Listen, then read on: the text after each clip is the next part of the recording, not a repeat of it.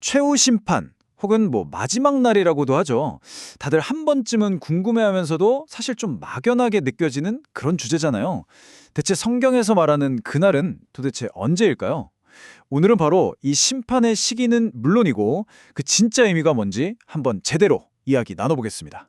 자, 바로 답부터 궁금하실 테니 핵심부터 말씀드릴게요. 최후 심판이 정확히 언제인지는요, 아무도 모릅니다. 정말 그 누구도 알 수 없어요. 왜냐하면 그건 인간이 예측하거나 계산할 수 있는 차원을 완전히 넘어서는 오직 하느님만이 아시는 영역이기 때문이죠. 그런데 말이죠. 언제인지를 모른다고 해서 무엇인지까지 모르는 건 절대 아니에요. 오히려 성경이나 교리를 보면요. 이 최후 심판이 대체 어떤 의미인지 또 어떻게 진행되는지에 대해서는 아주 상세하게 그림을 그려주고 있거든요. 자, 지금부터 그 그림을 한번 같이 들여다볼까요? 자, 이걸 제대로 이해하려면요, 우리가 먼저 꼭 알아야 할 게 하나 있습니다. 뭐냐면 심판에는 사실 두 종류가 있다는 거예요. 이 둘의 차이를 명확하게 아는 것, 이게 바로 전체 그림을 이해하는 가장 중요한 첫걸음이라고 할 수 있습니다. 첫 번째는 바로 개별 심판이에요. 이건 이름 그대로입니다. 우리가 이 세상을 떠나 죽음을 맞이하는 바로 그 순간 우리 각자의 영혼이 하느님 앞에 딱 서게 되는 심판을 말하는 거죠. 내가 살아온 모든 삶, 내 행동 하나하나, 그리고 마음속 깊은 믿음까지 전부 다 1대1로 평가받는 아주 개인적인 순간인 셈입니다. 그리고 두 번째가 바로 오늘 우리가 집중적으로 이야기할 최후 심판입니다. 이건 한 사람의 죽음과는 차원이 다른 이야기예요.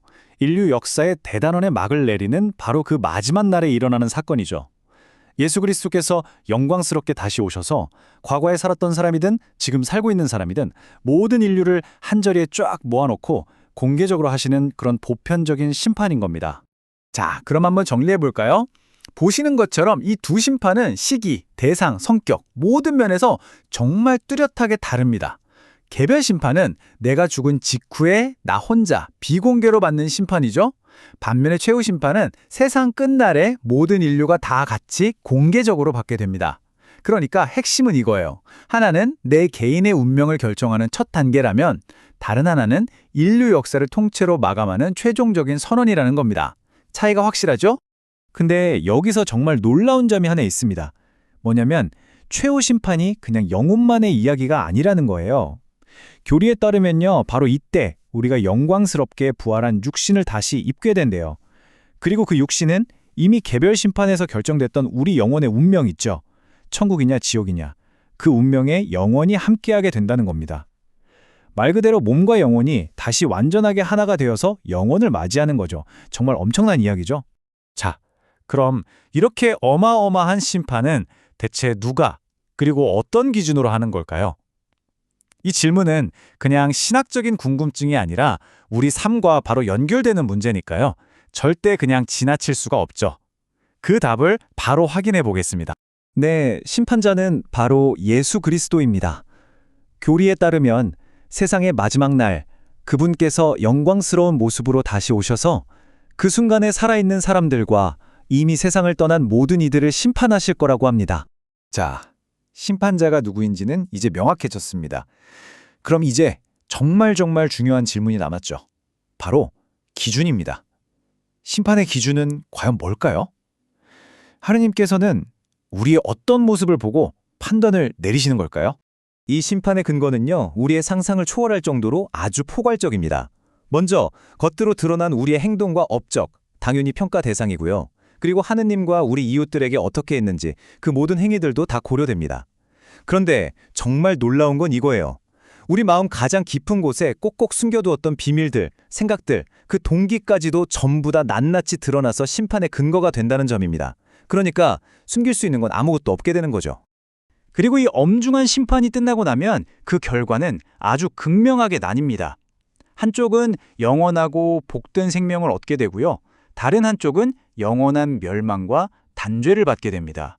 이렇게 딱 두 가지의 영원한 운명으로 결정되는 거예요.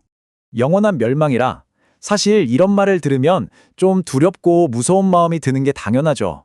하지만요, 교리에서는 이 최후 심판의 진짜 목적이 우리에게 공포심을 주기 위한 게 아니라고 강조합니다. 어쩌면 지금부터 드릴 말씀이 오늘 이야기에서 가장 중요한 부분일 수도 있겠네요. 자, 그렇다면 우리는 이 최후 심판을 그냥 피할 수 없는 무시무시한 사건으로만 생각하고 두려워해야 할까요? 정말 그게 이 이야기의 전부일까요? 정답은 아니오입니다. 바로 이 슬라이드에 있는 문구가 그 핵심을 정확하게 보여주고 있어요. 최후 심판이라는 교리의 진짜 목적은 우리를 공포에 떨게 하려는 게 아닙니다. 오히려 그 반대예요. 우리에게 아직 기회가 남아있는 이 지금이라는 시간 동안 어서 빨리 잘못된 길에서 돌이켜서 하느님께 돌아오라고 간절하게 부르시는 사랑의 호소이자 초대인 겁니다. 그러니까 다시 말해서 이건 우리를 파멸시키려고 겁지는 경고가 아니라는 거죠. 오히려 우리가 매일의 삶 속에서 사랑을 실천하고 또 늘 깨어있는 마음으로 살아가도록 이끌어주시는 하느님의 따뜻한 배려라고 이해하면 좋을 것 같습니다. 자, 이제 이론적인 설명을 넘어서요. 이걸 우리 실제 삶에 한번 적용해 볼 시간입니다. 이 모든 걸 알게 된 우리는 과연 오늘을 어떻게 살아가야 할까요? 신앙인으로서 어떤 자세를 가져야 하는 걸까요? 바로 이 세 단계가 아주 구체적인 지침이 될 수 있을 겁니다. 첫 번째 단계는 믿음이에요.